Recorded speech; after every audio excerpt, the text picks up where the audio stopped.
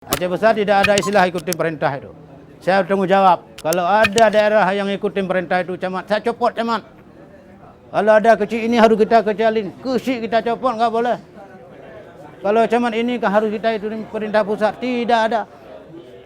Camat di masjid camat tambah lagi pengeras suara. Kalau ada camat yang takut keluar, jangan jadi camat. Harus kita volumenya harus kita kecilin, itu enggak berlaku di Aceh Besar. Karena kan selama ini enggak terganggu orang lain. Kita tambah pengeras suara enggak terganggu orang lain. Jangan buat aturan-aturan yang bisa yang dapat merusakkan kesatuan umat Islam. Kan dulu enggak ada orang yang bilang ini terganggu. Dengan ada aturan ini baru orang tumbuh. Oh ya benar juga, enggak boleh suara menyakiti orang lain. Dan selama ada suara azan selama ini ada orang sakit enggak ada? Ada orang yang stres enggak? Enggak ada. Karena ini barakah.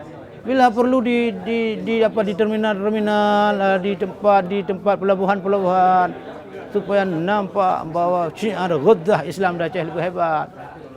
Jangan kalau masalah di Aceh sampai ke Aceh diinstruksikan harus dikecilin, enggak sempat kita dengar itu enggak ada. Kita harapkan kepada masyarakat harus siap. Masyarakat kita harus jangan taat kepada yang enggak benar, taat kepada yang benar. Jangan itu yang diikutin. Kok masalah suara-suara itu yang lain kasih ke Aceh apa yang untung ke rakyat Aceh.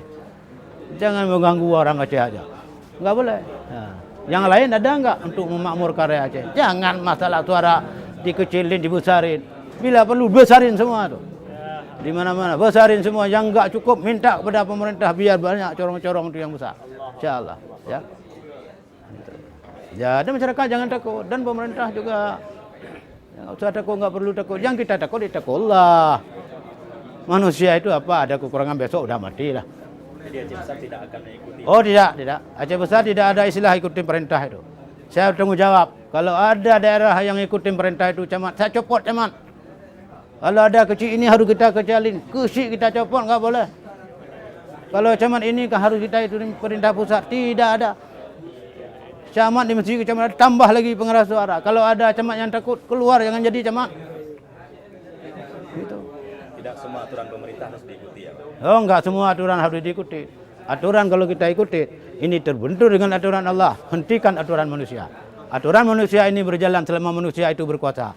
Kalau manusia nanti enggak berkuasa lagi, boleh jangan aturan itu jadi pengkhianat bagi bangsa.